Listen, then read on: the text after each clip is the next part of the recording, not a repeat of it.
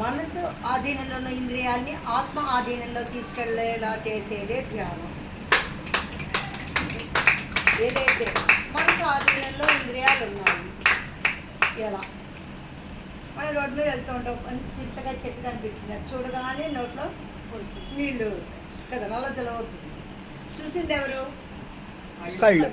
నోరూరి ఎక్కడ మనకు నల్ల జలం వచ్చింది ఎక్కడ?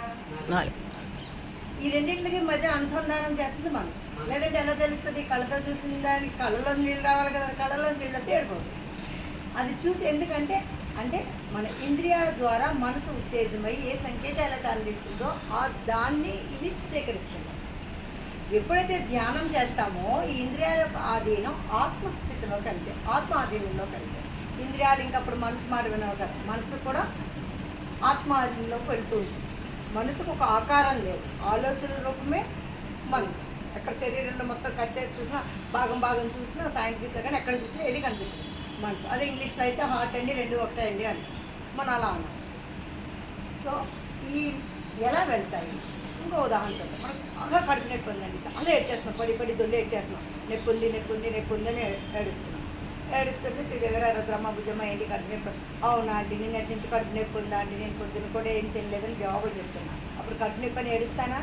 ఏడను. అంటే కొంతసేపు మనం ఆ విషయాన్ని వాళ్ళతో మాట్లాడడం వల్ల మర్చిపోతాం.